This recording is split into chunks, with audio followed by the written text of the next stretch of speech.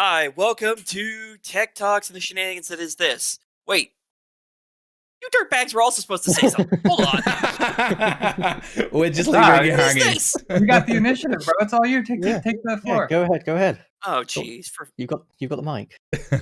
Oh, all right. You've fine, got the hot whatever. mic. Welcome to episode 1 of season 2 of TekTox. We're going to be going over gaming company acquisitions and just chit-chatting and discussing those. Probably the most obvious one we're going to go over is Microsoft's acquisition of Activision It is Blizzard. a bit of a tongue twister, I'm not going to lie. Try saying it 5 times fast. Activision acquisition. No. Nope. It's like, no, pass. Nope, yep, not I tried it, fuck it. I'm not even going to try. I screwed it up on the first one. It's always pull it off fun for the when this rest. shit happens, you know? I mean, this is us. What do you expect? Oh, yeah. You may notice as well, we've lost a face.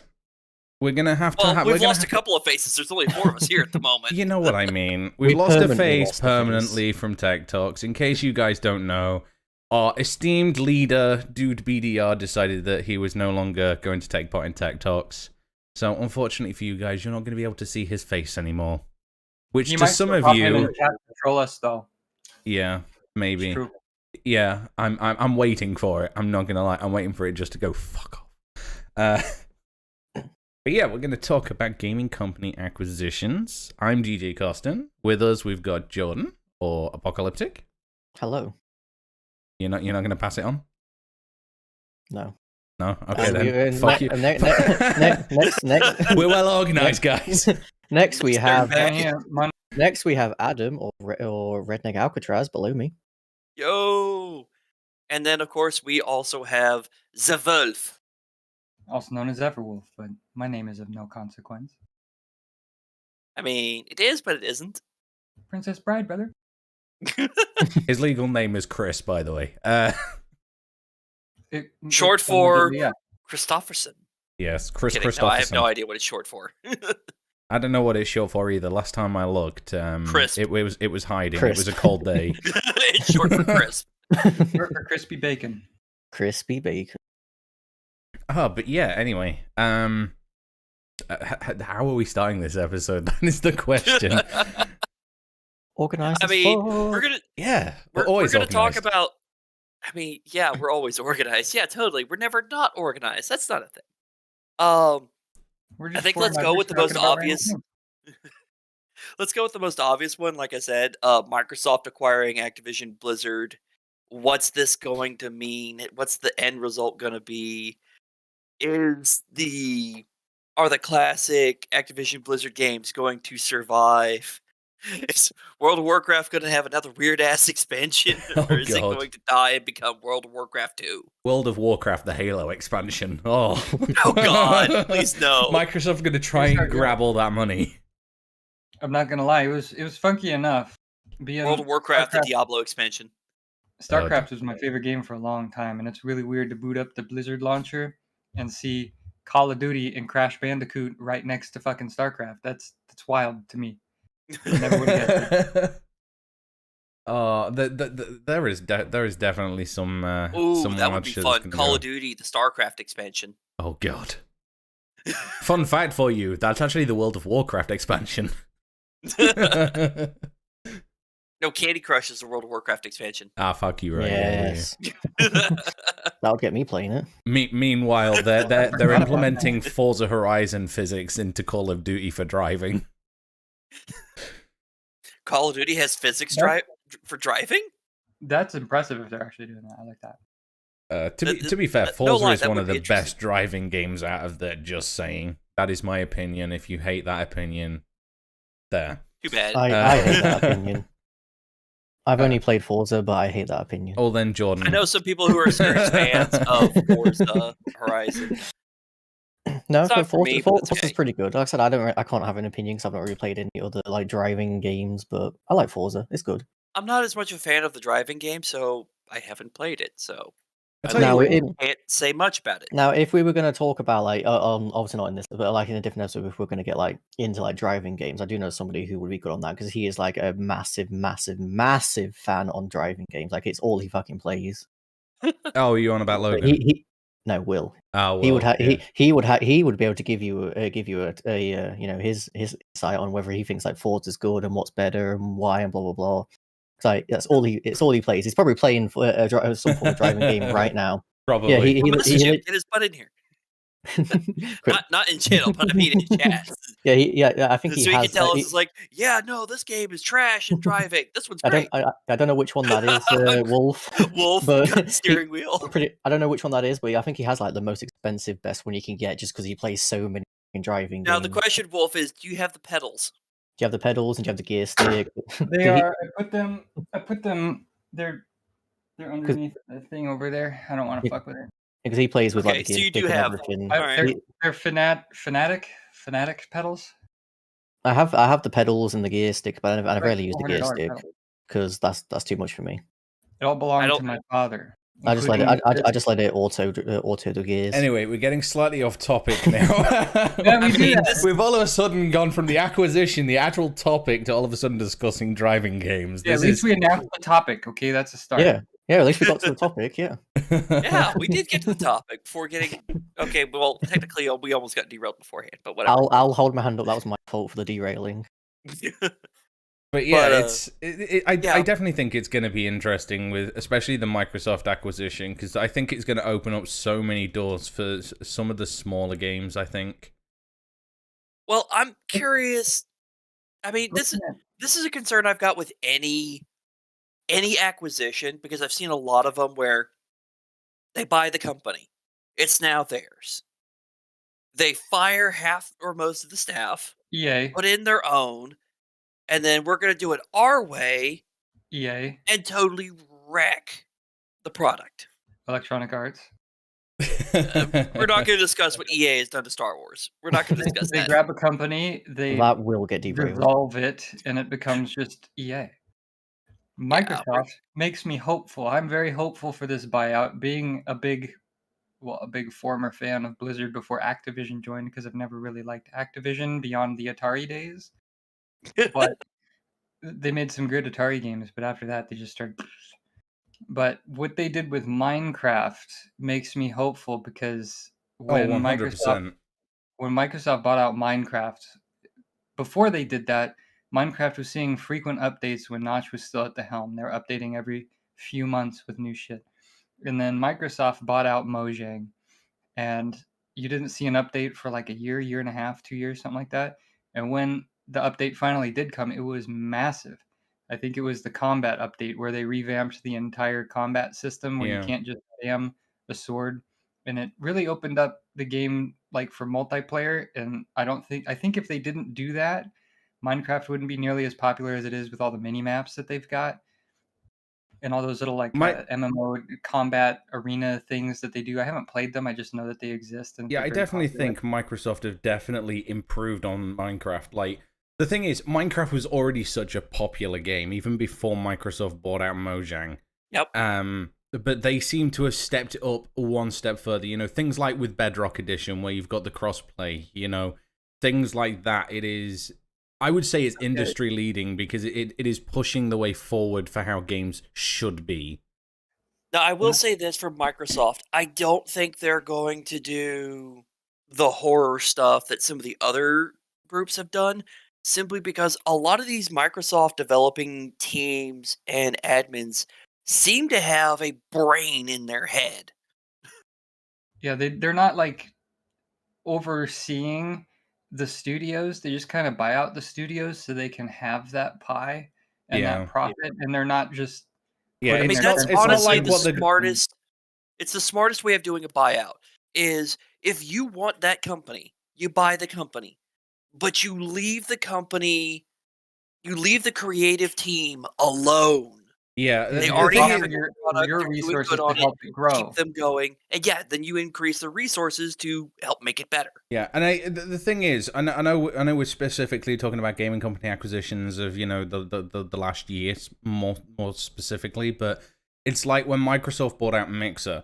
Originally, that was the idea, but then Microsoft got too hands-on, and then they closed the fucking platform down, and then it went to shit. That's That's what the danger of the buyouts. Microsoft need to just learn not to. If they're getting their hands in the pie, get your hands in the pie to make some money and help them out and help them expand.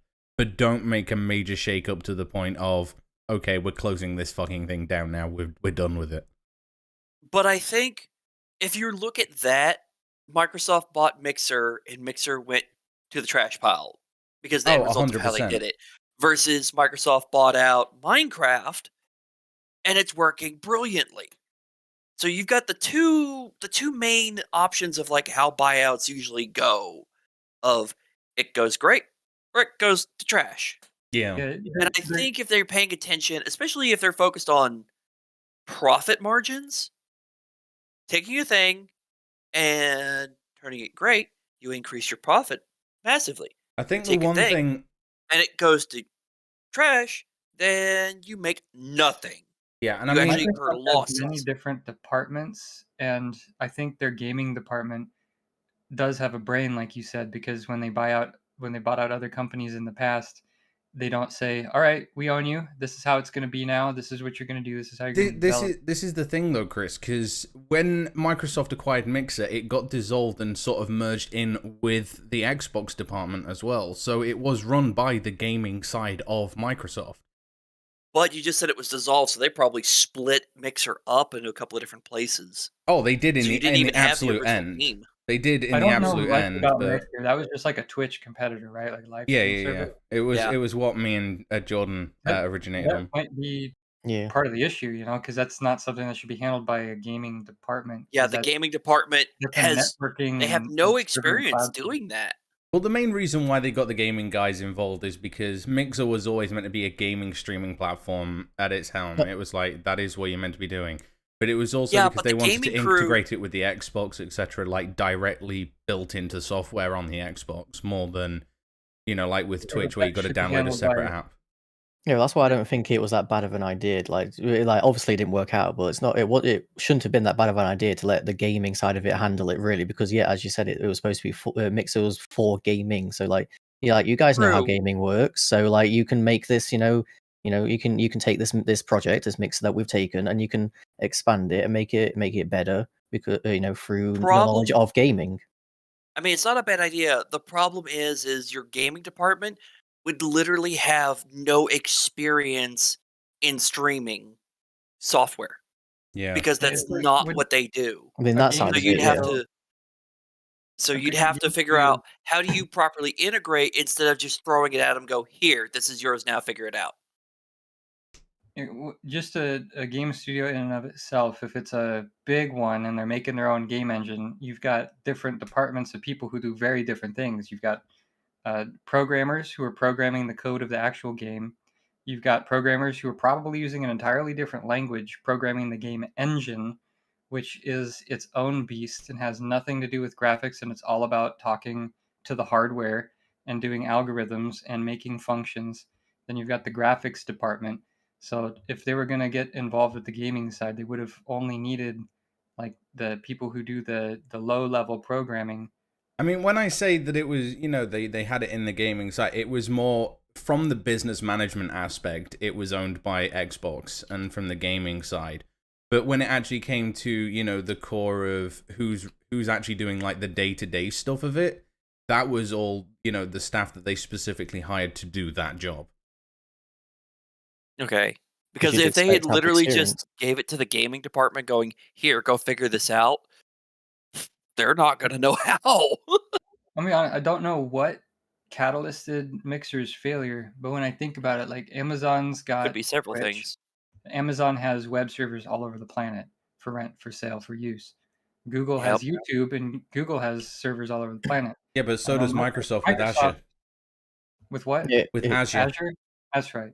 It wasn't because because Twitch was doing so much better or whatever. Because Mixer, it was a good competitor, and there was parts of Mixer that made it better. Like FTL was a very good example. Like for that reason, like me and Cos and a lot of other people that use Mixer So like that was like a main reason why we saw it. We thought it was better. It had more like it had a better community as well. Yeah, and there was better ways you could interact with your community, like through like the boards that you could create, so like the community could actually interact with you like in the game. There was stuff you could do with like boards where they could literally affect your game while you're doing it. Oh, Twitch has that too. They didn't at the time. I know that shit, what's the game? The Warhammer. I don't know. Game. The Warhammer game that plays like Left 4 Dead. I don't know. Would you say Vermintide? Vermintide, yes. Vermintide specifically coded their game to where if you're streaming to Twitch, you can enable an option. They did that with Hyperscape as well, if I remember as well. I know there's some, because there's also like 7 Days to Die. You can get Mischief Maker, I think it is, like an extension you can put onto your but this was like it wasn't an extension you had to actually put onto your stream. It was just like it was there. You just make your board, and then you can customize it however, like as long as you know what you're doing, which someone like me didn't. But if you know what you're doing, you can customize the board so like they could do pretty much like anything as long as the game allowed it. So like with Minecraft, like an example, like you could get people to like spawn stuff in for you, like so mobs and stuff like that, or they could like make you so like they take control of your mouse. Here you go. Yeah. And I mean, it was like with my board as well, Jordan, it was like if we were doing stuff on Minecraft and stuff, because of the whole FTL and the board as well, I could literally pull the information from my game, say what item I was using, and I could display the stats of that stuff directly underneath the stream, and it was all just done seamlessly. Like, I didn't need to have to change out an extension or whatever. Because that's the one thing that I don't like about Twitch. If I want to change the game extension that I'm using, I have to go out, disable the old extension, add in a new one, whereas with Mixer and with the Mix-It Up boards, those ones, they could just literally be done on the fly. You didn't need to change anything. You could literally just press one button, boom, you've got a different set on the board, because it was all done on the back end on HTML and JavaScript. Now that I think about it, what's stopping them from trying to just reboot Mixer again? Like, just because it failed doesn't mean it's a failed concept. I mean, we don't know. Microsoft could be working from the ground up using Mixer to create a new thing. So, fun fact for you. The technology behind Mixer was actually implemented into their xCloud gaming service, because they wanted obviously low latency at higher bit rates and stuff like that. They took the FTL technology from Mixer's streaming platform and they basically pushed it to their cloud gaming service, and that's effectively all they wanted to do with it. That's the one thing. Like, long story short, back in high school, I went to a trade school for 3D animation with the dream of working for Blizzard. They were my favorite company at the time. I loved Warcraft. I loved StarCraft. I mean, I got fucking Jim Raynor right there. And I wanted to work for Blizzard. But before I graduated, or when I graduated, they merged with Activision, and that killed my hopes and dreams. I no longer wanted to work for them because I knew what Activision did. They were like a lower tier EA in their business practices. Yeah. Now it gives me hope on one end that Microsoft is at the helm of the company and that they own the IPs and that they can make more executive decisions with the Blizzard IPs. But I worry about the monopolization aspect of it, because I know that Blizzard or Microsoft on a level kind of wants to make a Netflix of games, where rather than owning the individual games, you pay for the streaming service to play the games remotely or install them. I mean, to an extent, they already have that with the Xbox Game Pass. Which, to be fair, Game Pass is phenomenal. Expanding. Game Pass is genuinely phenomenal. It scares me if that becomes the only way to do it. Yeah. Yeah. You should always have the option of having the game yourself. Like, personally, I would love if there was a way you could buy the game and then put it on, like, a CD, a flash drive, so you could have a hard copy, so if something happens to, like, your online account, you still have the game you can use and still keep going with it. That's why I really love GOG. GoodOldGames.com. They do that. They give you the individual files so you can put it anywhere. When you buy something from GOG, you own it forever. I don't want to see that stop.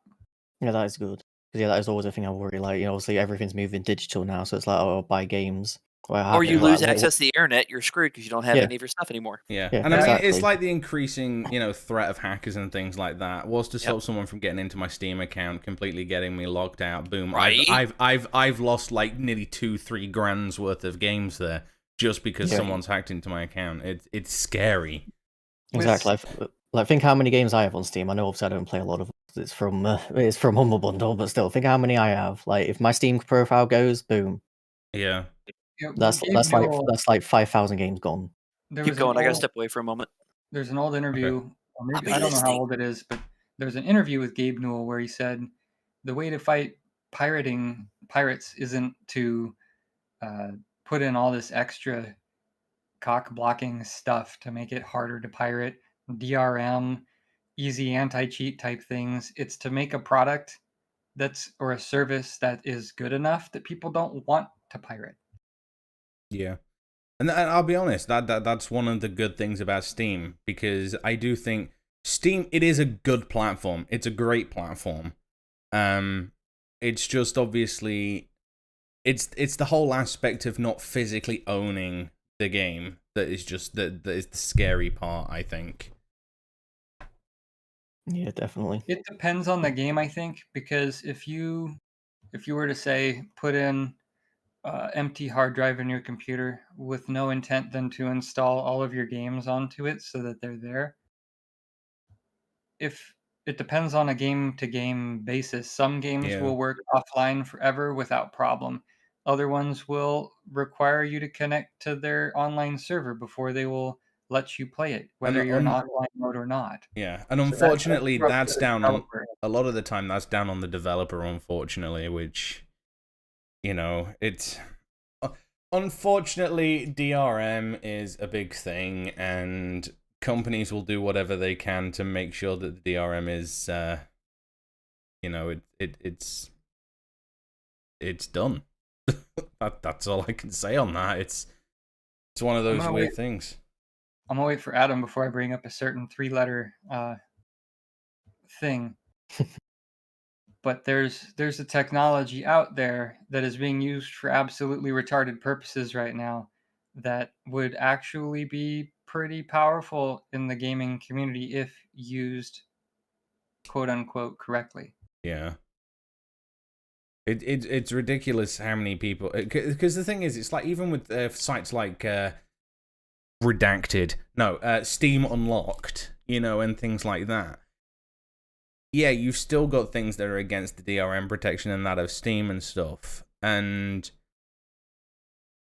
it is great on some games, because there's like there's like single player games and stuff like that where there's a multiplayer aspect, for example, but you want to try the single player out before you buy it to get the multiplayer thing. I have no issue with piracy as long as it's used in specific use cases. If you're directly taking money out of someone's pocket because I don't want to pay for the game, I just want to play it, that's not a good enough excuse for me. I'm not being funny. Someone's spent a lot of time researching and developing on the back end of things and spending a lot of time. Like, a lot of people need to realize, yes, they're putting money in the pockets of the big companies, but also if you pirate that game, you're taking money out of some developer's pockets that he needs that money to feed his child. Yeah. I'm not I don't have any games on my computer that are pirated that I play regularly. I pirated when it first came out, Stardew Valley. I got 4 days in and I bought the game. Like 4 in-game days in and I bought the game. I pirated RimWorld. I didn't buy the game. I uninstalled the pirated copy. I didn't enjoy it.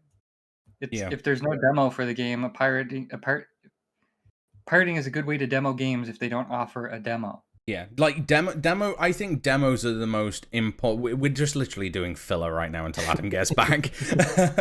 But I think demos is the most important thing of any purchase experience for any game, because the thing is, years ago, yeah, we bought the physical media, but with the physical media, if we didn't like the game, we could just go take it back, get basically a full refund for it. Not necessarily. Well, maybe very long ago, but. Yeah, no, I'm talking about very long ago, but nowadays it's a lot more difficult because they turn around and say, well, once you've purchased it, once you've opened the game, you open it, boom, sod you, we're It's not been going to like that refund it. since at least 2004. It's- GameStop never yeah. accepted- Yeah, a lot of they them, never a lot accepted of them returns. put that like seal on it. Like, it's like, oh, if you break the seal, you can't bring it back. It's like, well, I have to And- break that seal. Yeah. Get into And it. it makes sense for computer games because you can install the game, bring the CD back, and now Yeah. you have the game and your money. Yeah. So for console games, it doesn't make as much sense, which is why I think GameStop started doing their buyback model, but then they have shitty buyback pricing policies, and that's its own fiasco. Yeah, it's unfortunately it is the way of the world now, and not many of us will like it, but unfortunately we got to deal with it.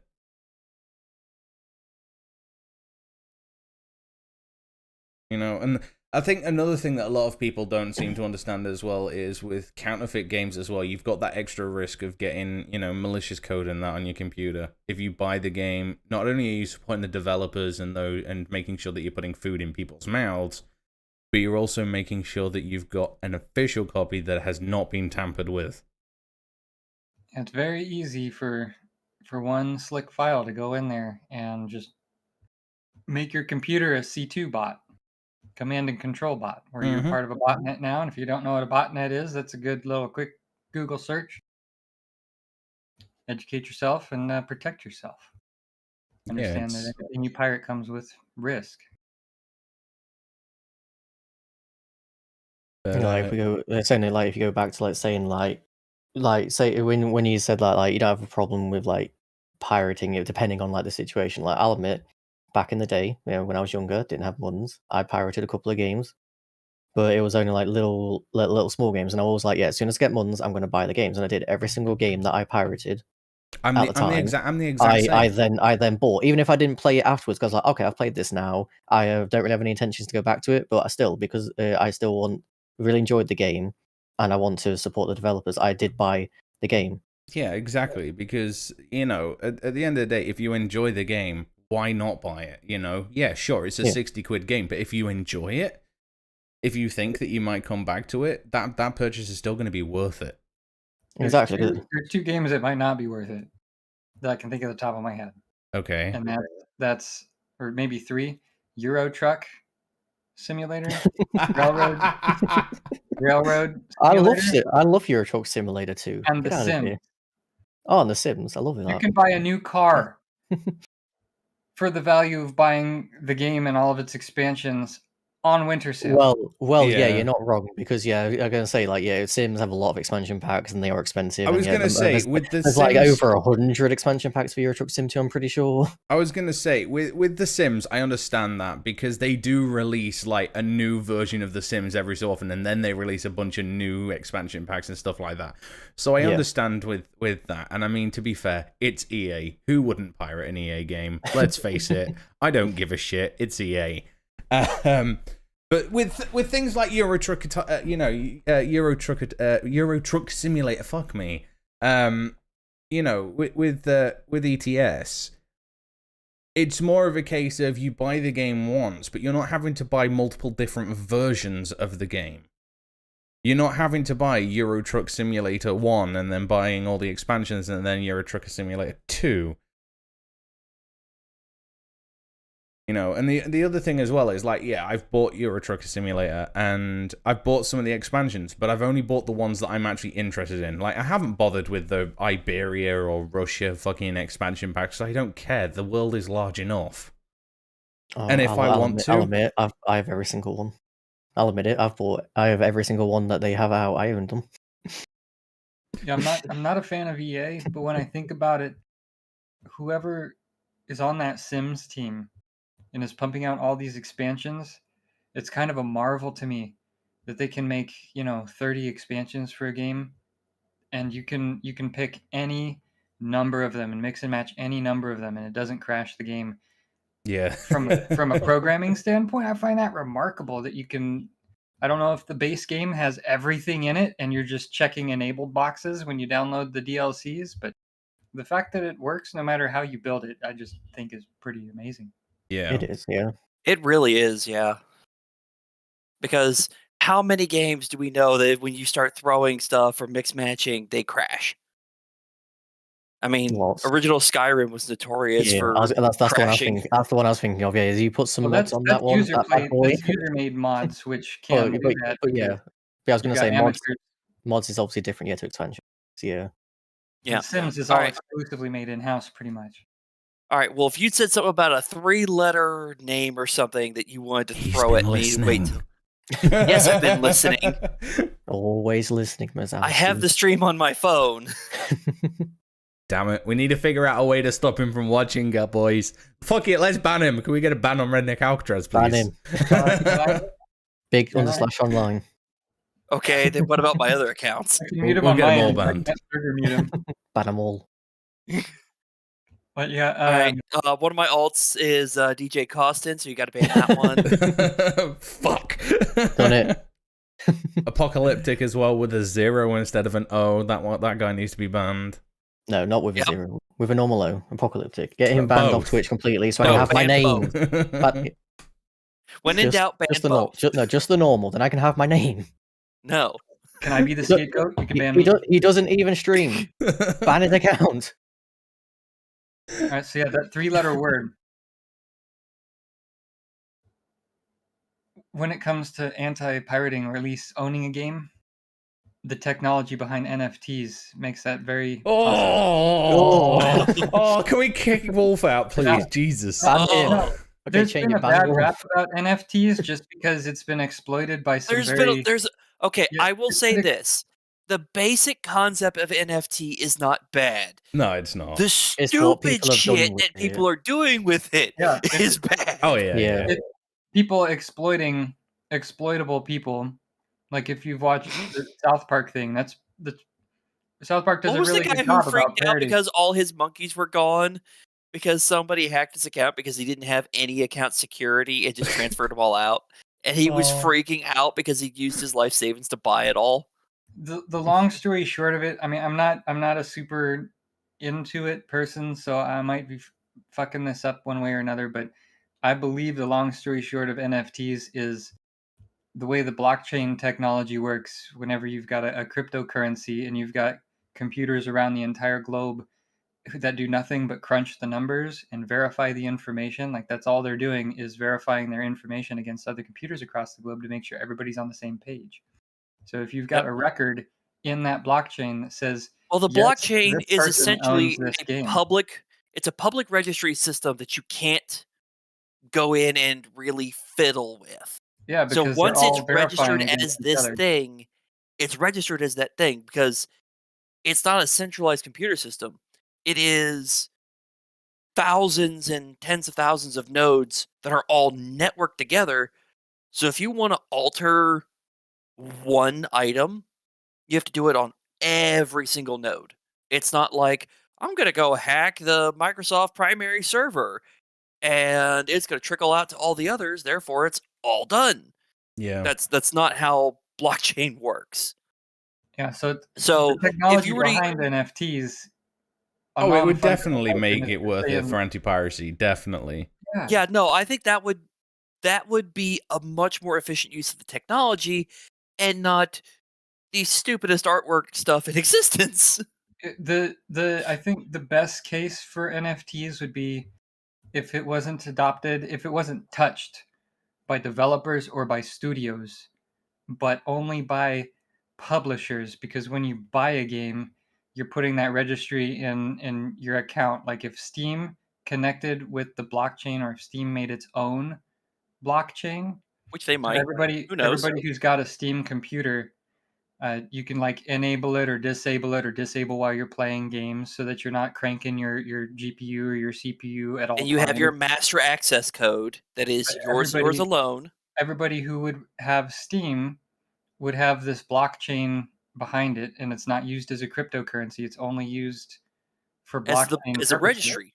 It's a Yeah, registry. as a registry. So you'd have your profile, and you'd have all the games you own. Oh, and imagine it would be so much easier to be able to say, I don't want this game anymore. Can someone else buy it as well and just transfer those rights? And then you could literally just sell it. Yep. Yeah, because Steam has had they've put such restrictions on their platform because of rampant fraud in the market, Yeah. in the world markets, like where you could buy a key in Team Fortress 2 in Guatemala for like 30 American cents and then sell them to Americans for the $3 price point. And you could just make free money just by doing that. They put a stop to that. Yep. I hate two-factor authentication. I have a good password. I trust my practices. I'm not going to get hacked. So I don't want to have to get my fucking phone, especially if it's somewhere else or if it's dead or if 'cause I've Also, had if you hacked my lose your phone, Yeah, you now have exactly. lost access to your account. I don't want that because that happened to somebody recently. They were trying to play with me and then, but their phone got cracked and died and they couldn't play Steam for like a week. Yep, that's So the that's flaw with two-factor. Now, I will say this: this is a really fun topic. We are off topic by a lot. We always do Yeah. that. That's what To we be do. fair, This we is- were trying I to know, fill I in will say- space. When we publish the video, we say we talk about this and we talk about that. We Now, talk I will about say this: anything but the topic. if we want to do a episode where we talk more about like cryptos and the potential of NFTs, I've no doubt we could go for a long time on that. Oh, Just 100%. Oh yeah. So we might do that like later on. But to be fair, to that be able to focus it on can that. be tied But- in with acquisitions actually, because we'll take Ubisoft as a prime example. Okay, they're exploring NFTs at the moment, for example, with their in-game stuff. If someone was to acquire Ubisoft, for example, they could take those NFTs that they've got and they could utilize them for good. So True. for example, with the I think anti-piracy, so you can flip it into that. True, and I would say that would Just But to I get us back think on as- topic. Yeah, I think that's a very broad topic, and I think we should explore that one.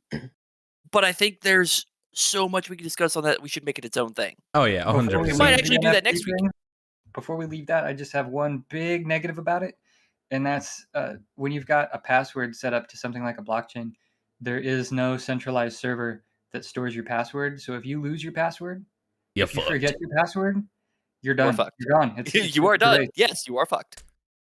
So that's Yep. that's the biggest negative about it, and then we can move back. Let's go back. But yeah, Microsoft bought out Activision Blizzard for the tune of nearly like 70 billion. I think it was. What's the number? I have the number over here. I think it was 68 billion. 68.7 billion. Yeah, because a few of us in the gaming community were like, "Damn it, why couldn't they have just rounded it up so that it was the nice number?" Like there was so Well, many of they us did. on Twitter in that was just like, just I round it up for know. crying out loud.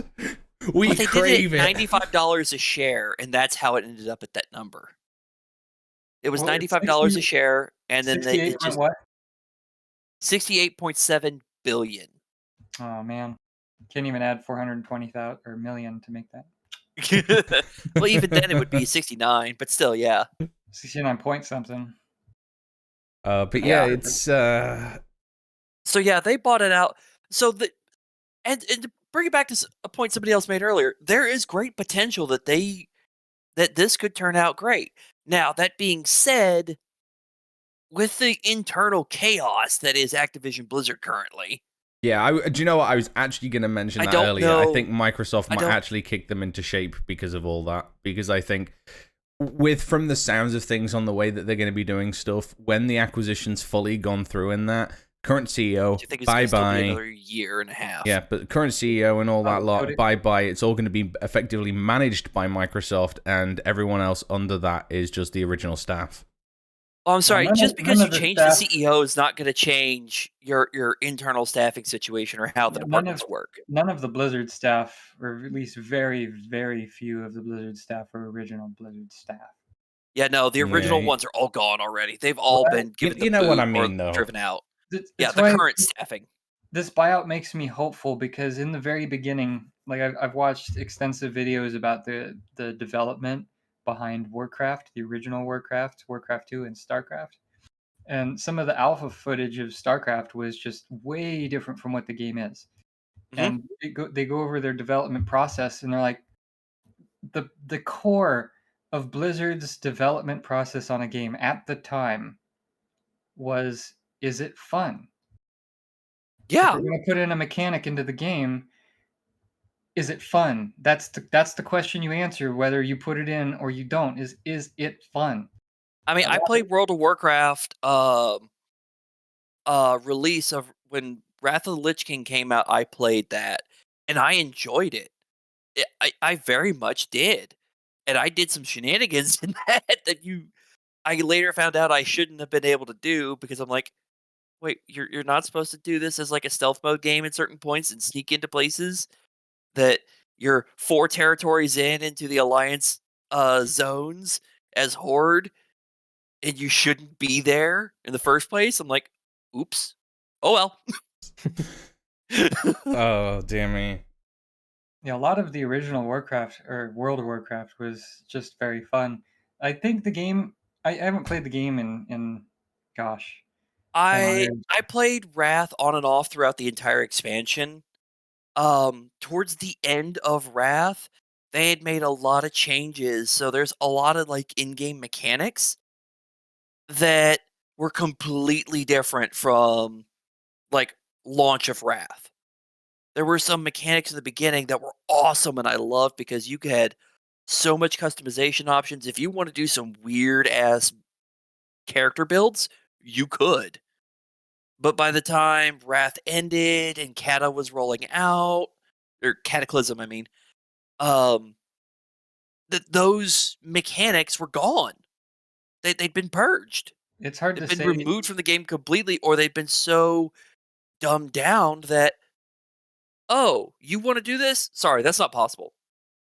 Yeah, it's We hard to removed say if that game World of option Warcraft completely. is not fun anymore, or if it's just old news and boring because you've done it so much.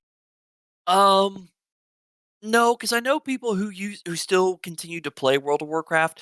They still very much enjoyed it. They love the game. It's in like the past several years that most of them have gotten unhappy with it. They've gotten tired of it. Um, because one of the things a lot of people liked, and I know some old fans who still like the original, like or the original release of WoW, Burning Crusade, Wrath. They liked the older editions because it was so rich in story. The That story of the game they loved. that and there was But a uniqueness behind every yes, class you did. Like in the beginning, Horde had what Shaman and Alliance had the Paladin. So there was exclusivity among the factions, and there was also exclusivity among each class. Where I was mostly a PvP person. I did Battlegrounds, I did World PvP more than anything else. I didn't And like PvP, so I stuck with and PvE. and different classes had different things. Certain classes were really good at controlling your movement. Some classes are really good at breaking out of being controlled from movement. But towards the And end of once it got to the Cataclysm area, every class started having every ability, and there was no uniqueness among each class. And that's when some say that's when it started really going downhill. Is instead of everybody being very specific, everybody became a generalist. Like the fact Priest of all things had 3 main builds. You had dedicated healer, which everybody loved. Depending on how you did it, you could make it an off tank by switching your builds, or you could switch it to a DPS. Why is Priest able to tank? That's something I never figured out, but I discovered, yeah, there was a way you could do it. because You should not be having the classes be able to do everything. Anyway, moving on from Oh, yeah. specifically Activision Blizzard and the Microsoft one, because there are some other gaming, obviously, acquisitions that we've had in the last year. For Sony example, bought Bungie.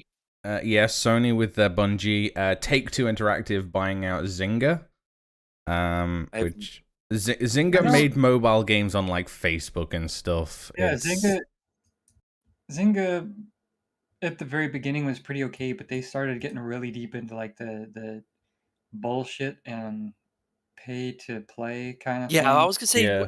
that's something I noticed with a lot of Facebook games is it may start out decent, but it turns pay to play so fast. Yeah, I don't like Or I pay don't to like win, I should say. Pay to I win. don't like this culture that's happened with mobile games. It's kind of a small tangent, but it's a short point where mobile games, instead of being actual games, they're just timers where you can pay to speed it up. Yeah. Yeah.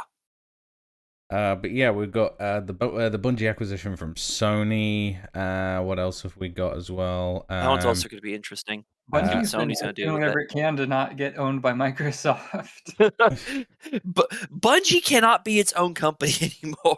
No, we're not allowed. They We're get free, pulling you, they get bought. Bungie. They get free, they get I bought. I've never been a Halo guy, so I don't know that much about Bungie. But from I think what I know about it is they're not quite the same as they used to be.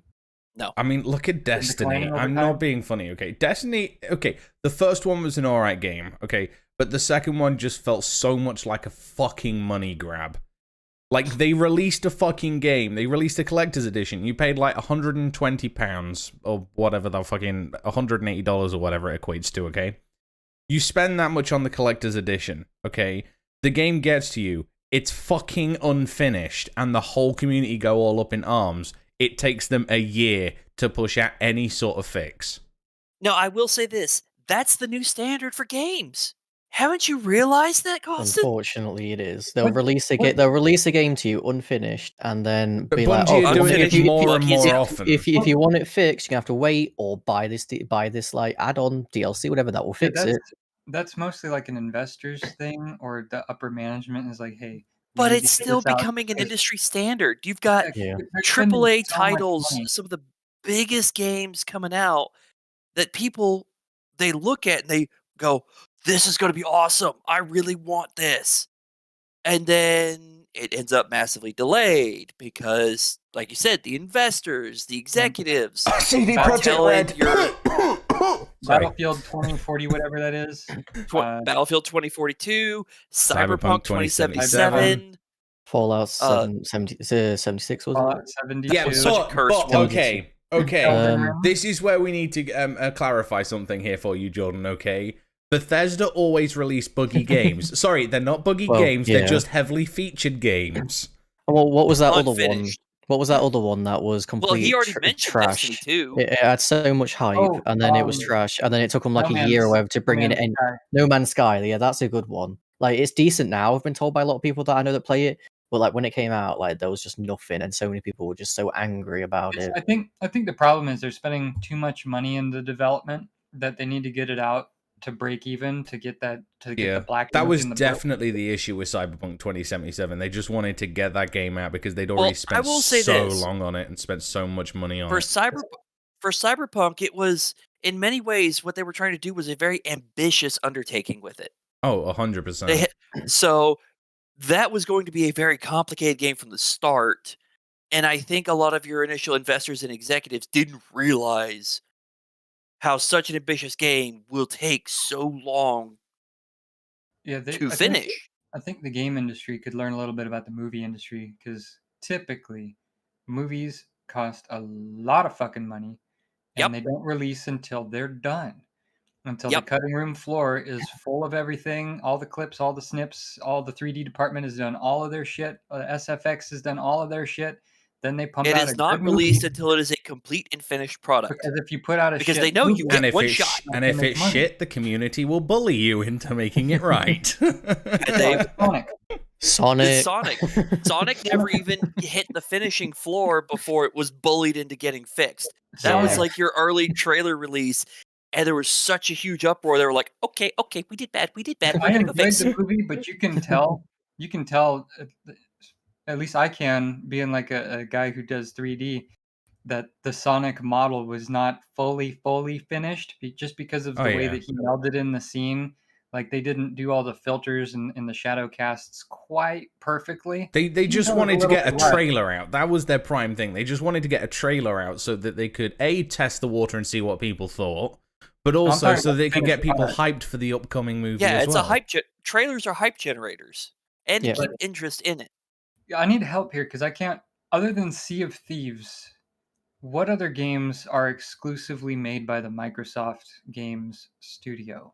So for the whole entire Forza franchises, And I all- don't recall all any of- all Forza's of coming out Bethesda- buggy. all of the Bethesda games are now owned by Microsoft as well. So They're they're all now first. owned. But They're all first party. It's all a first party studio now. Is Bethesda? no, I think what he's asking is what is solely made by Microsoft. Not Yeah, Nothing's because this is nothing's made made by by nothing's made by Bethesda, which we Microsoft. Nothing's made by Microsoft. It's by it's made by the yeah, the 'cause studios Rare under Rare their Game does the Studios CFCs. branch. Sea of Thieves is Rare, which is owned by Microsoft now. Yeah. Okay, so I'm not thinking so- of any Microsoft sponsored or owned games that have come out in that alpha state just to hit the red line or hit the black ink, you know? Yeah, EA I I mean, is think that's terrible at it. because Microsoft is being smart about this. The Microsoft company realizes they don't have the knowledge, skills, or capabilities on their own to make a game. it's like the So only what do they game that do? I can think They of. get the people who do and can, and they buy them. The only game that I can think of that they put under, not necessarily out the alpha branding, but under game preview, was Grounded. And they Yeah, I was pushed just looking Grounded at that out, now, yeah. but the prime reason why they did that was because there was already so much hype for the game, but they also wanted to build on it and they wanted to improve the game so much. Like, the studios wanted to actually push the game out so that they could get, you know, genuine customer feedback onto how to improve the game, and that's why they released it into preview. And I think that's what developers should do. If you're going to release a game and you know it's going to be pretty buggy and you want customers, you know, honest feedback, push it out as a preview. Don't push it out Or as as a a full-on beta. game. Yeah. Yeah, I'm Well, look hopeful how for PUBG Microsoft did. buyout. Look at PUBG. Oh, For the don't talk longest to me time, it about was an PUBG. open- No. Oh. No. I'm just going to point out an obvious thing of like, for the longest time, it was officially stated this is an open beta. This is not the final end result release. So why can't some of these games that are like, oh, it's still buggy, but we're going to release anyway, release it, like you said, as a preview or as a open beta, so they Because can do live testing in the wild. you shouldn't. I believe this like on a personal level. If you're gonna put out a game as a beta, as an early release, don't fucking charge people for it. But That too. this is the thing, though, because I understand why PUBG did it. Because PUBG, they turned around and said, okay, you're going to have to buy the game. Okay, why? Because that's the only way that we're going to bring in money so that we can actually pay our staff and shit. Because this game's eventually going to go free to play. So we need some money to help with the development of this. So if you want to play early access, you're going to have to pay for it. I mean, you That's say okay. that, but Fortnite was always free, and I'm pretty sure they're either at least up But- there with with how much money they're making to PUBG, or they're making more through in-game and the Yeah, battle but it was pass. the in-game transactions. That's the key point. They Yes, didn't have it was that the in PUBG at the microtransactions beginning. that were built into. Well, then PUBG, the if they wanted to keep it free, they should have brought in-game transactions with the release. But I was just using PUBG as an example of one of those. Is released as open beta. They go through for a while. They take the feedback. They fix it. They make changes, and then the official release comes out later. And then I was just using it as an example for that, not how their business practice was, which is a whole different story. Well, yeah, That's for next week. No, it's They not. charge for the beta, they release the game, and then it's free to play. Yeah. I'm not even going to talk about the free to play versus the pay. That's the business practice. That's a whole different discussion. The Just least you could do it's is giving my give money people back. $30 of in-game currency to spend in the game. You know, Yeah. You spend Rather than $30 just and going, you hey, get here the you game. go, have PUBG Plus. Okay, what does PUBG Plus get me? PUBG Plus. Oh, we're gonna give you extra battle points whenever you make purchases or whenever you level up. Okay, that's great. I don't actually give a fuck. No, You know, it's Well, like I one of the stopped playing worst I don't even play games. PUBG anymore. One of the worst play it games, anymore. I think, from going paid to going free to play was CS:GO. CS:GO should CS:GO should have either remained paid or it should have been always free to play. They shouldn't have been that transition because there was never a hey yeah you're paying for like early access or anything like that. It was this is the full game, you're gonna pay for it. Okay, now we're making it free to play. I've got over 3,000 hours in CS:GO, and I can agree with that because hackers are always a problem in any multiplayer competitive game. They're gonna More so when it's That's free gonna be to a play. do what they can. But PUBG made a lot of money off of hackers for two reasons. A, because it was profitable for hackers to hack, right? Because when you win, you get better rewards to buy more crates that you can then sell. So it's in Counter-Strike. Jesus. Well, Hackers I have will that say this: problem we where are they off need to buy topic the game again. again. So We always get off Getting topic. back on It's fine. topic, I wish Valve would buy more games. Now that would I will say that Valve doing like more partnerships or doing some buyouts of stuff. I was going to say, I think be partnership would be more a good thing. important. I don't think buyouts would be best for Valve because Valve, I think they should stick to their first party games and sticking to what they do best, which is the store. Okay. Yeah. Because, now Valve you know, has made some of their own games, and the ones I've played from Valve were great. TF2 was amazing. Yeah. Oh yeah. Killing Floor was great. Valve It's was like originally it's like the first game I played on for PC. games. Like you see the Bethesda launcher and the Epic launcher. Which is now getting phased out, by the way, in case you didn't know. Bethesda launcher is being completely phased out.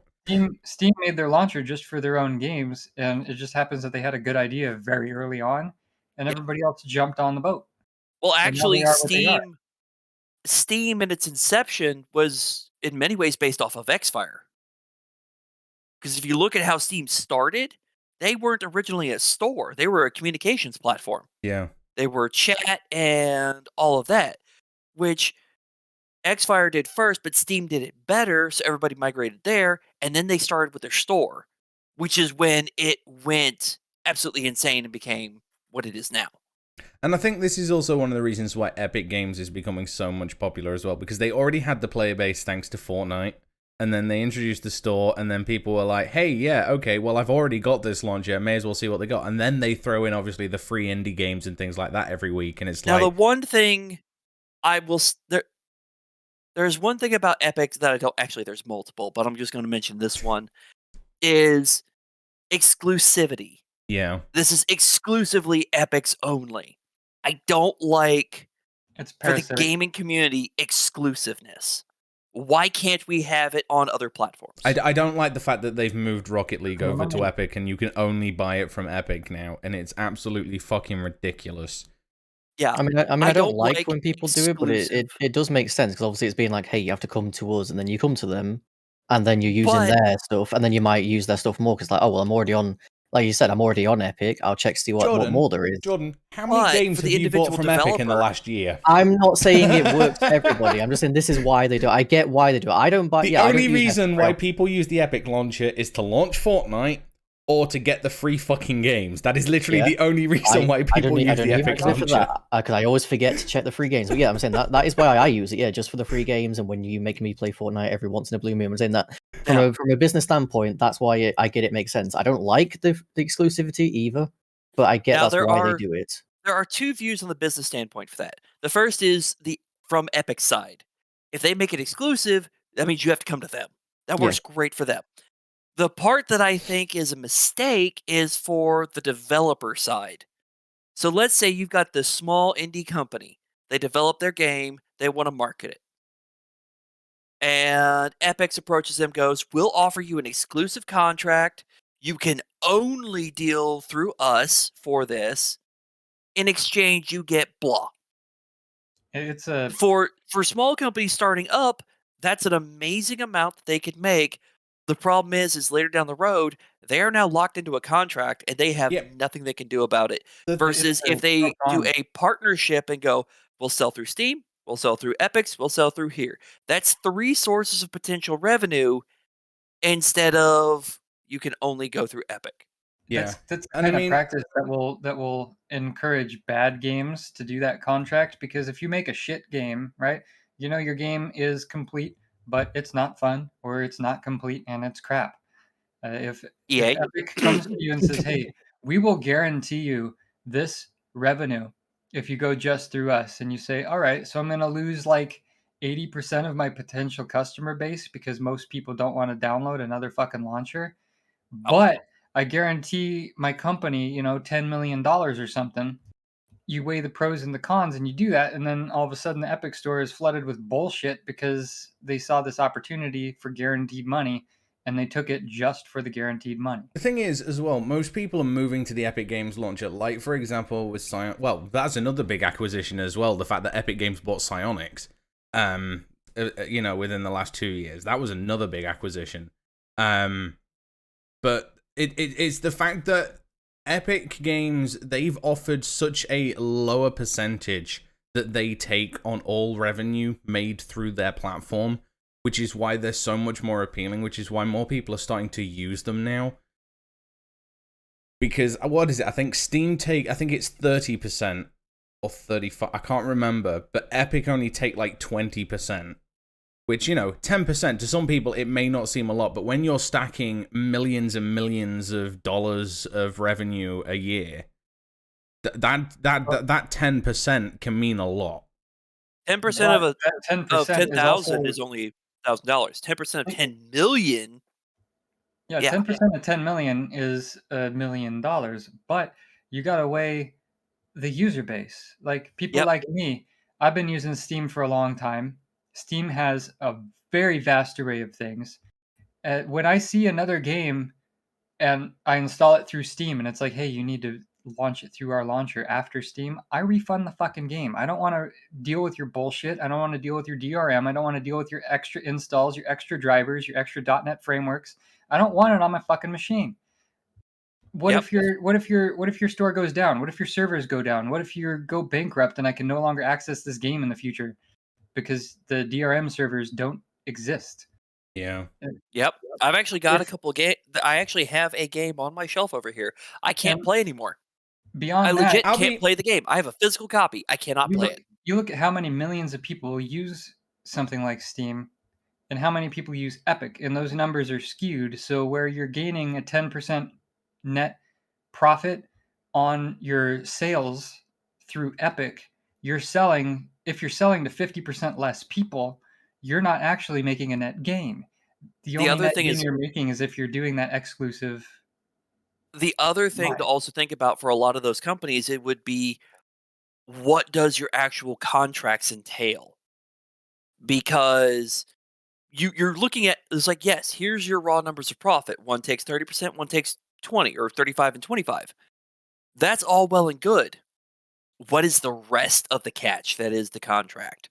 And that's what How long are you exclusive to us, and, you got, a stupid things 10-year like... exclusive? Sorry, your game's going to be dead in 10 years. Yeah. And what if Very few games last longer than 10 years. What if you have a silly bug that was your bad, You didn't mean to publish a game before it was ready, but there was a mistake in the development or in the deployment.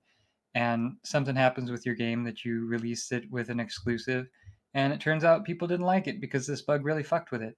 So now when you go into the other Cyberpunk. store, once your exclusivity ends, now you're not as popular. So even though you're not exclusive anymore, you've lost a lot of potential customers just because the reviews were bad.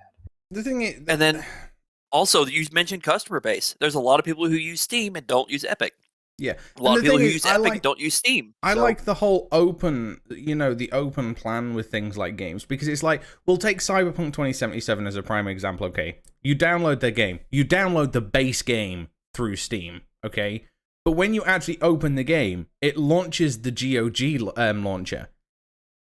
The game's already downloaded, but it's giving you access to then... You can log in or you don't have to. It's completely up to you.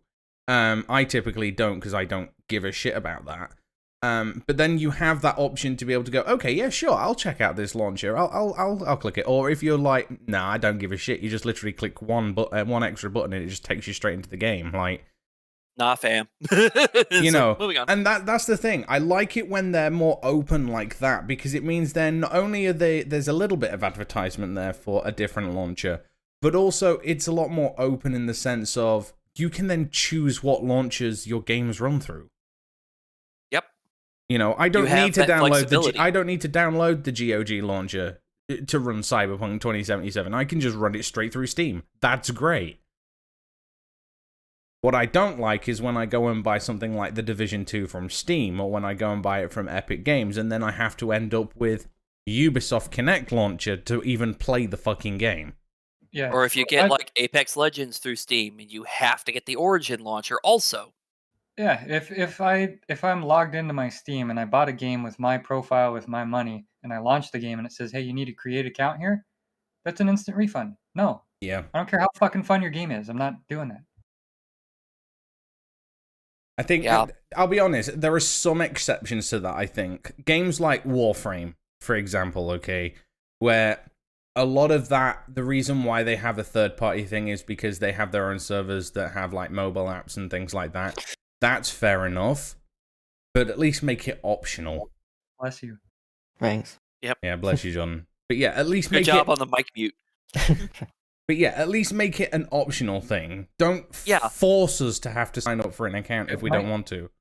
My biggest gripe, well, not my biggest, but one of the big gripes I have with needing to make an account somewhere else is maybe it's a new company and they like the Steam concept and the other launchers concept, and like, hey, if we make a launcher, people will, buy our other games and they'll see our other games and they'll be obligated to use our launcher and obligated to see our other games. But if they're new to the game, who's going to trust their cybersecurity? If I got to sign up with my I email don't. and make a new password, I either have to make a unique password to it or trust that you'll never, ever, ever get fucking hacked as a new guy to the field.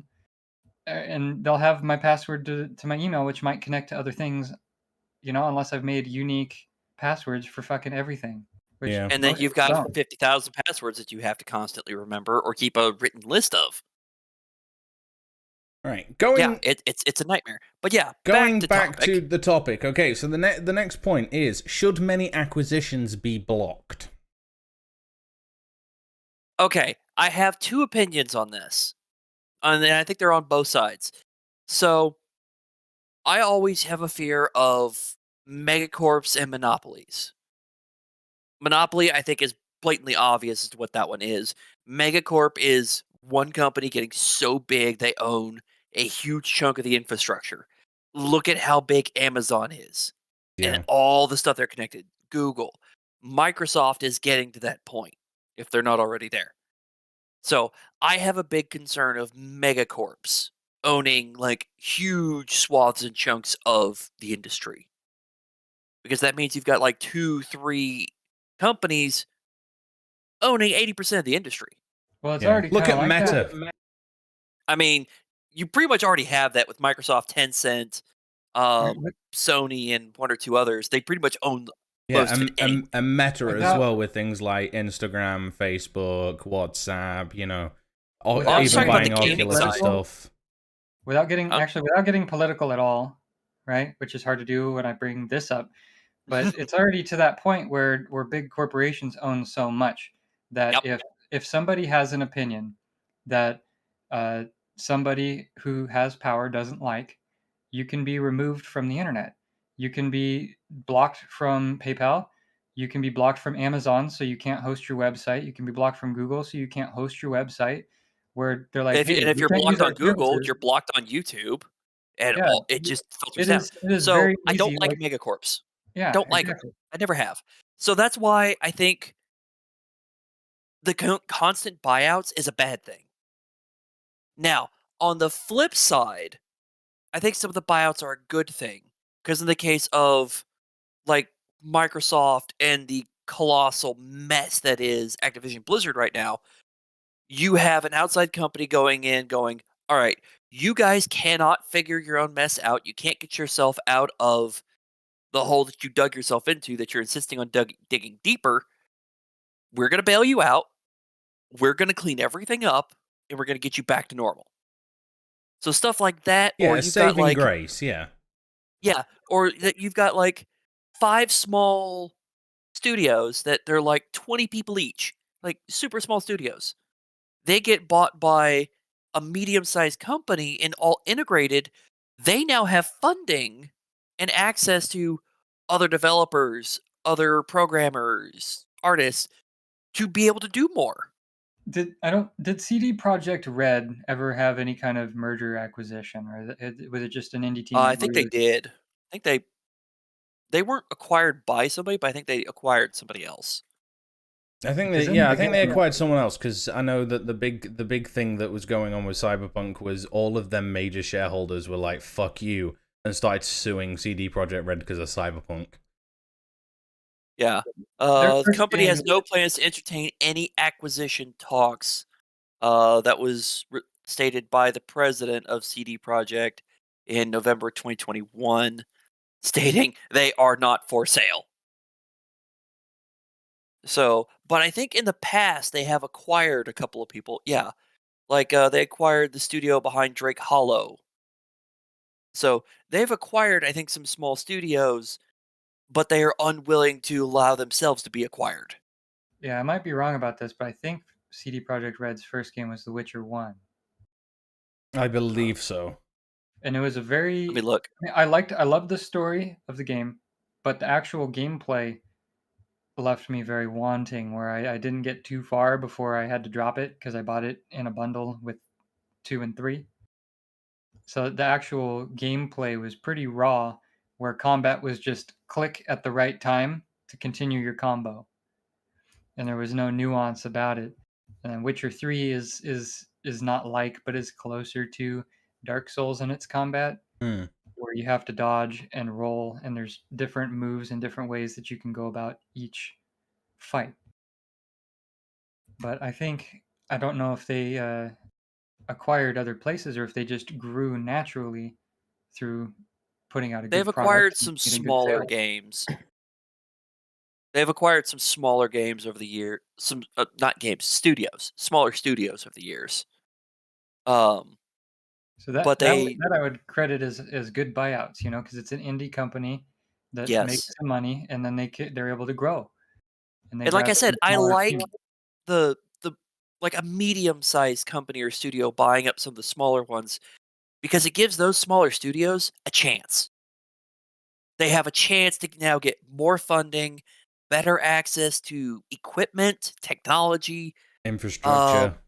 and just infrastructure in general, Connections. as well as like connections for better artists, but more programmers. On their own, they would never be able to afford it.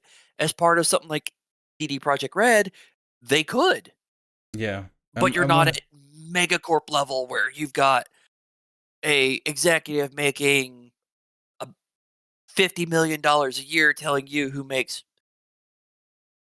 maybe $20 an hour, maybe, as the guy in charge of the outfit.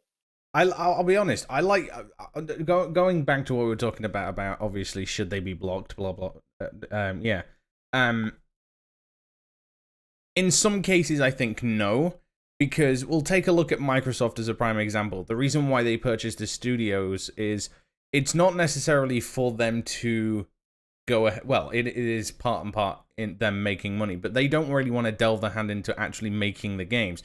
They're more doing it so that they can then give these, because there's so many indie creators actually on the Xbox Game Studio teams now, and it's incredible how many indie studios are actually part of this of the whole bracket, and it's just nice to see that Microsoft are like, hey, okay, well, what we can offer you as like your owner, as acquiring you as part of the studio, is we'll be your publisher. You don't have to go and find someone else to go publish your games. We are your overlord.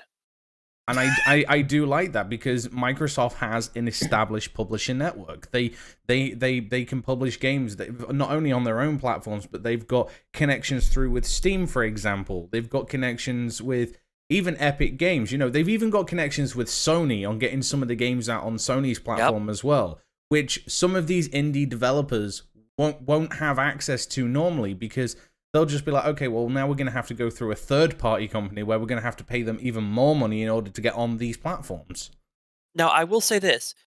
If Microsoft wants to do this as they're a publisher, they're not necessarily a game company, that they are a dedicated publisher for these small game companies, I think that would be brilliant. There's a couple comic book companies that the main company itself is they just function as a publisher. And then you've got all the creators that are partnered up with them. They create their own stuff. They have their own rules on how they make their stuff. And the company itself just publishes. Yeah.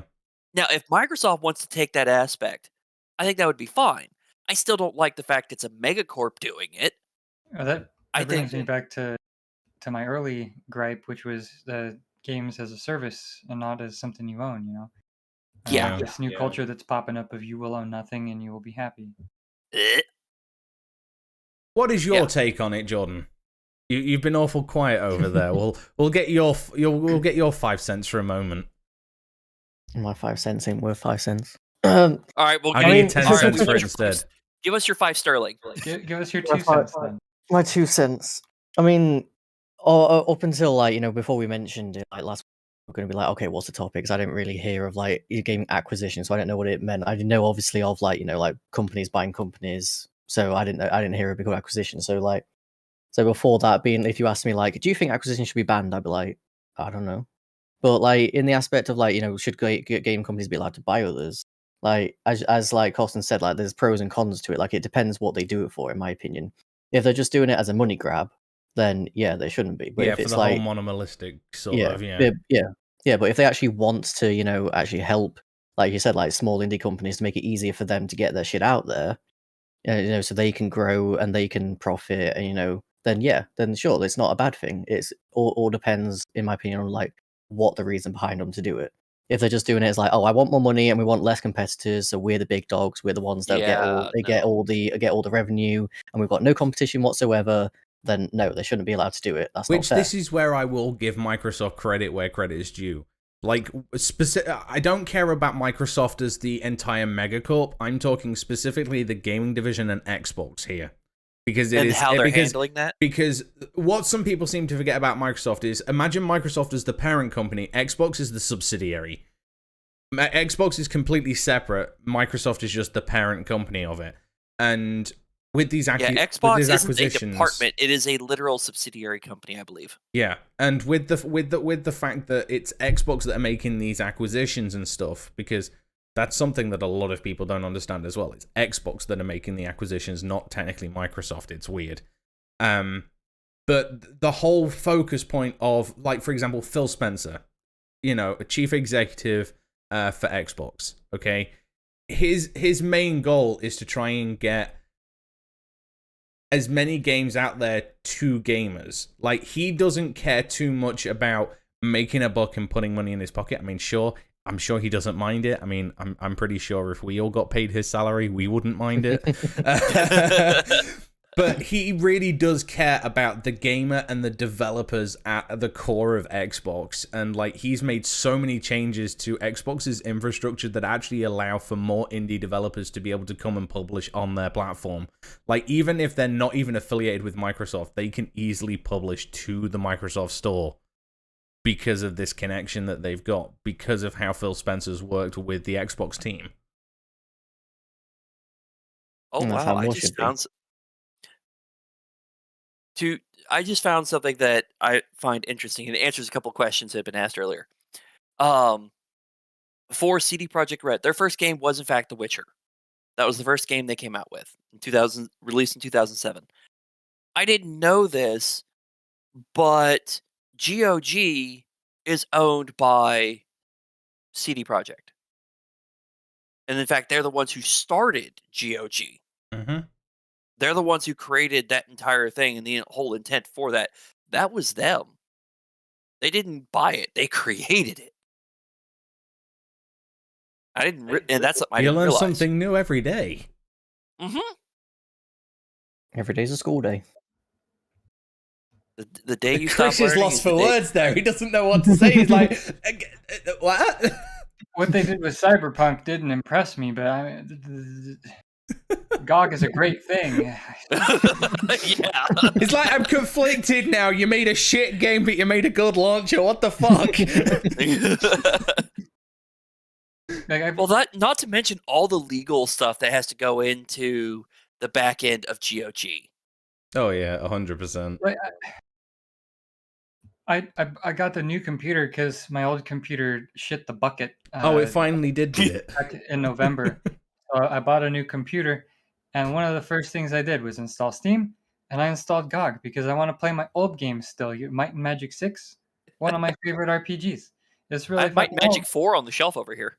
Yeah, I haven't played the ones before 6, the 2D ones. I like the 3D sprite, But GOG, thanks, Project Red. Anyway, final question then on this topic. Okay, what do you think? What do you think the future holds for these companies that have been acquired recently, such as Bungie, Blizzard, Activision? What do you think their actual future may hold for them? For Activision Blizzard, I think in many ways it's going to get torn apart. It's not necessarily going to get dismantled, but I think it's going to get overhauled. because of all the problems involved. I hope they take.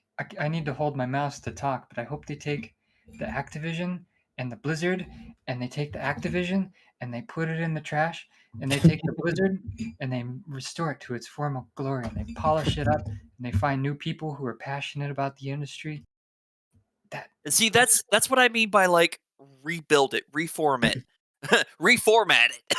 Yeah, bring it back to its former glory, like, you know. Yeah, restore it to what it originally was, not the trash mess that it is now, fraught with allegations and nonsense. It seems like when Microsoft got Minecraft, they let them do their own thing, and they gave them a little more assets to do so. Which is why when they acquired it, we didn't see update for a long time, and then we saw a massive update. And I believe they rewrote the code from the ground up. So they just redid the whole fucking thing. They made the same game again better. I hope and I'd be okay with that. They don't do that with Activision Blizzard. I hope they take Activision Blizzard and they don't let them keep doing what they're doing, just because I don't agree with the practices of Activision as a company. Well, break them up. Activision is Activision. Blizzard is Blizzard. That would be fine. I think that would be fine. And fix them. I think Call of Duty is not a bad game. And that's always been an Activision thing. I think the company needs fixing. Oh, 100%. So the games can be good again. And I think that's the biggest hurdle. It's also, I think it also depends on who they're working with as well, because I know Jordan will agree with me on this. Raven Software can suck a dick. Don't even fucking mention Raven Software. Yeah, they can. Get rid of Raven. They can suck a dick. Oh my god. But Treyarch is really where that partnership that Treyarch and Activision have is beautiful, because Treyarch know how to make a game. They know how to make a game entertaining, and they know what features people want. That is why they are the ones that create Black Ops. Black Ops is the most popular Call of Duty series that they've made. Yeah, like Call of Duty as a game was good when Treyarch, was in charge. The one thing that is when Raven Software took over. I don't know if these acquirers, like the buyers, are, because a lot of these bigger companies that are buying out smaller companies, not all of them, but a good number of them, kind of have a practice of putting out an okay game and not really doing that pay to play or the excessive microtransactions. But whoever bought out Zynga, I don't know if they know how Zynga makes their money, by putting out shit games that you need to put money into over time and continually to actually enjoy. That they are the type of game that relies on the whales, people who have a cushy, easy job and they've got $50,000 of disposable income and nowhere to spend. We've got someone in our Twitch chat going, "Make games good again, Donald Trump." There are good games, but it's just most of them these days are made by indie developers, because they or know if you want to be a good game, you have to wait a year. Or you have to wait a year after release for them to fix all the problems at release. There's two really good points for why indie games come out complete, and that's A, they probably have a small budget or no budget, and it's just people doing it, working a day job, building their hobby, so they don't have a time limit. Like Eric Barone, Baroni, I don't know how to say that properly, I think it's Barone, who did Stardew Valley. It took him 6 years. He built his own game engine. He did all the music, all the sprites, all the coding, all the story. It was all himself. So he didn't want to put out a game that wasn't complete. And it took as long as it took. And also, for those small developers, it's like the movie industry. You generally only have one shot at releasing that. Look at Phasmophobia, Jesus. Junk, it's going to be junk. You release it good, it's going to be great. Yeah, exactly. Look at Phasmophobia, for example. Indie developer, one guy doing everything. And look how popular that game is. Budget, so you don't have a timeline where you need to put things out or you go under. And you haven't really got that crunch time as well, right at the end. Yeah. Because there's no that you have to get it out before at the end of the fiscal year or something like that. And I feel people are a lot more. Go on, Chris. The 2 points boil down to, you don't have money restricting or pressuring you to put out something before it's ready, and you don't have publicity to rely on that will carry you through a shitty launch. Yeah. Also, here's the third one: you don't have dumbass executives demanding you do things a specific way, which screws up development. Yeah, and you I can think fuck it up yourself, and that happens. you know I mean, but think still, your developers fuck stuff up all the time.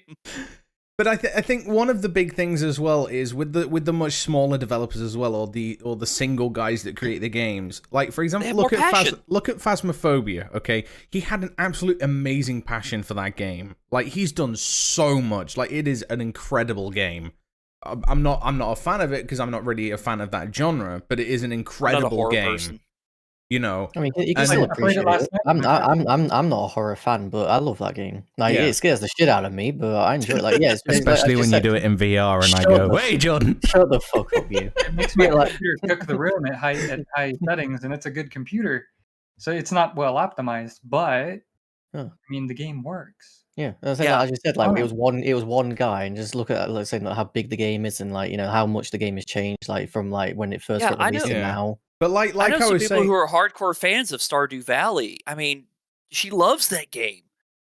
And it's like it's amazing if you think about that was an indie developer that created that and how great it is. The thing is, he didn't even do that with the intent of putting out something spectacular. He was like, I want to learn how to code. I want to see if I can build a game. I liked Harvest Moon, but Harvest Moon just kind of went down since the one on PlayStation. I forget the name. I don't know. I didn't pay attention to Harvest Moon. Yeah, Harvest Moon was really fun up to Back to Nature, and then it started just kind of not being as good. So he just wanted to make a clone on PC because it didn't exist, and ended up refining it over time and being like, hey, I could do that better. Hey, we could add this. Hey, we could do crafting. Hey. And he ended up becoming a huge fucking success just because passion. And I will say that I think a lot of your smaller outfits, your smaller developers, they have more passion for the creation of the game than the bigger ones. Than your bigger ones, because the bigger ones, you're doing it for a paycheck. Yeah. The smaller ones is like you have the passion, the dedication to make this and make it good. It's not just that. It's like what I was saying earlier. You know, when you've got indie developers as well, or just single developers, there seems to be a lot less pressure from the people that actually do play their games. Because it's like I was saying with Phasmophobia, if he does an update, but it's going to take longer than normal, people understand it's one guy. Okay, that's fair enough. Yeah. And they're not going to sit there and get all pissy when an update's not ready for them by the date that he said it's going to be ready for. Whereas when you've got a huge company, they've got to be held accountable because they've got the staff to be able to complete to this deadline. They've got dozens of staff members dedicated to it, if not like 100 people.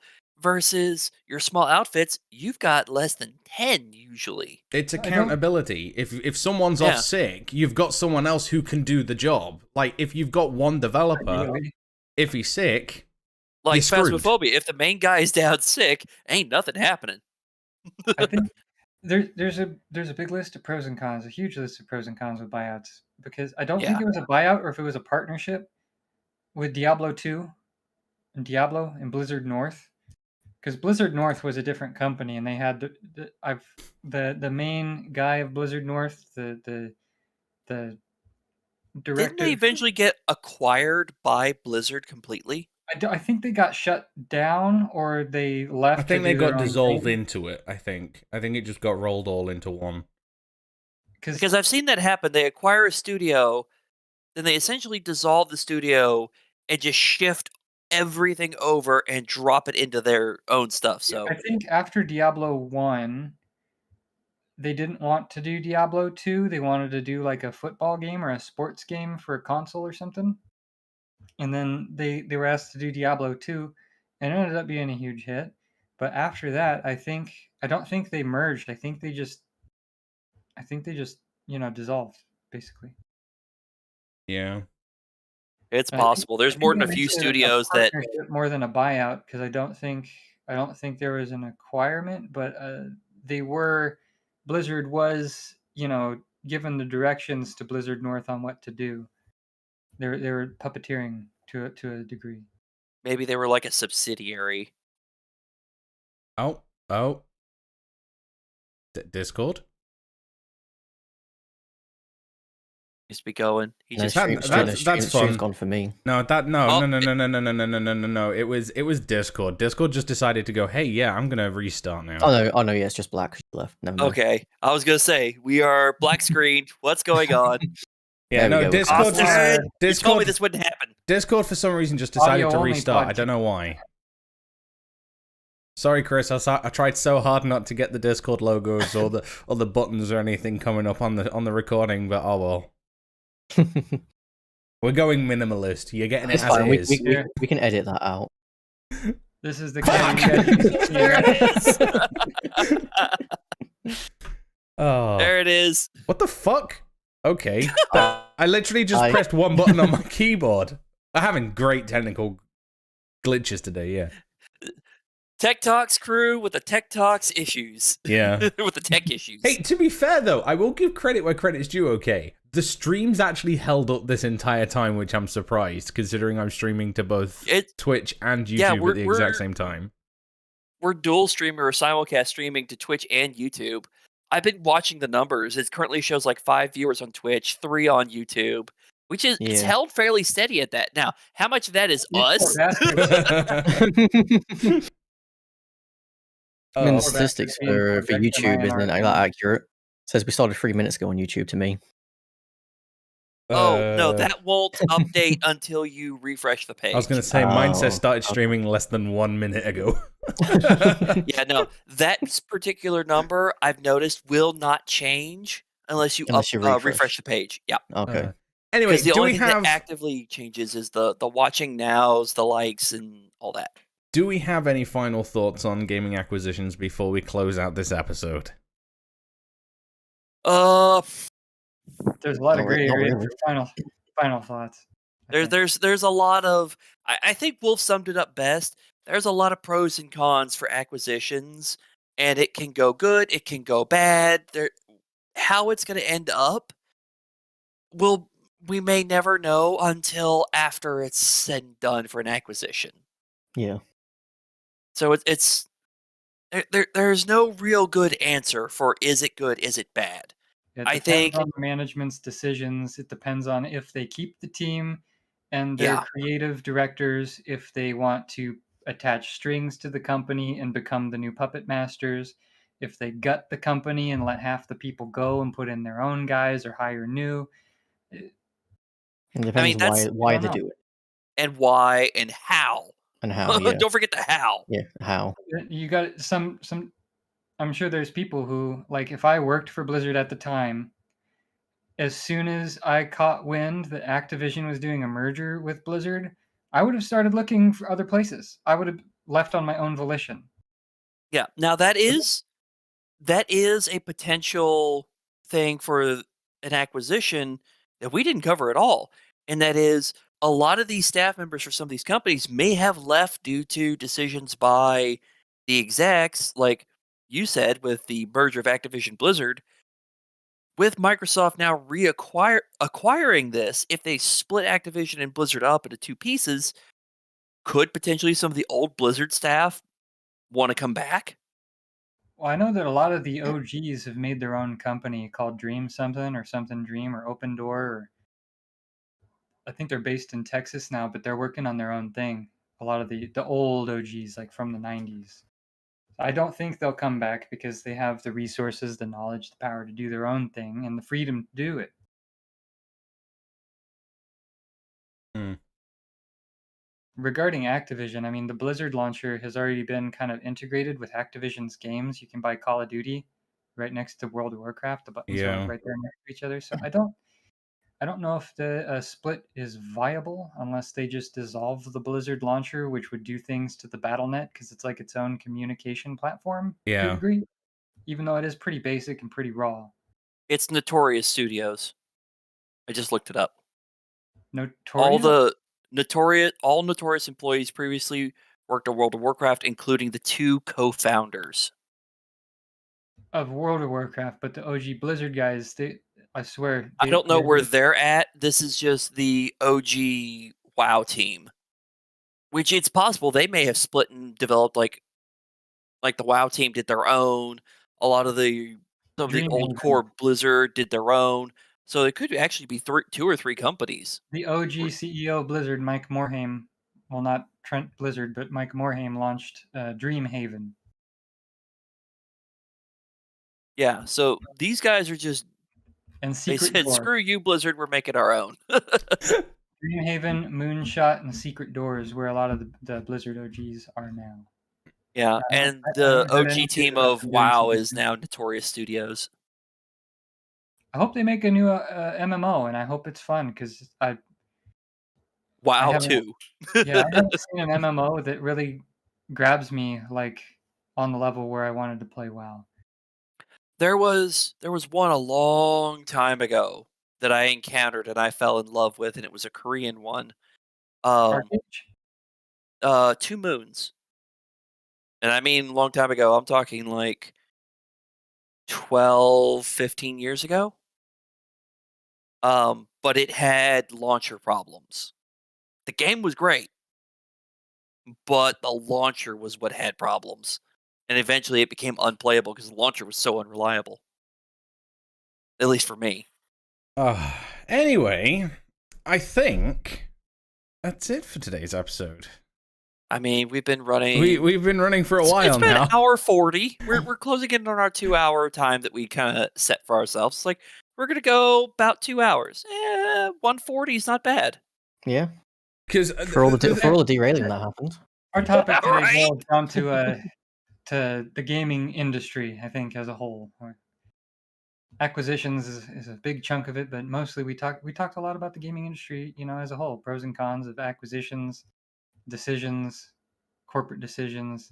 How it's a good thing, how it's a bad thing. all of the different rhymes ways you that can do it. Chris is spouting. Sorry, there's so many rhymes there. I was just like, Chris is a poet and he didn't even know it. Like, He can make a rhyme. No, I he can knows do he's that. a poet. I can make a rhyme from time to time. It's not a crime, dude. He knows he's a poet. There's a reason he plays Bard. I'm a poet. Don't you know it? Sounds good. But anyway, Yep. I've been DJ Costner Hayden. I've been Apocalyptic or Jordan. I've been an absolute. Redneck Alcatraz.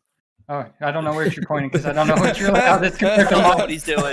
So you're pointing that way, and that's to no one. I'm pointing on my screen so that it makes sense on the recording. It's fine. You're here. Yeah, you're That here. guy. You're here for me. Excellent. Great. Hi. And then this I'm guy. This guy. This has been TekTox Season 2, Episode 1, talking about company acquisitions. And I guess we'll see you next week. Maybe. For more chaos. Yeah, more Yes. chaos. Catch you next time, guys. Bye. See ya. Later. Bye.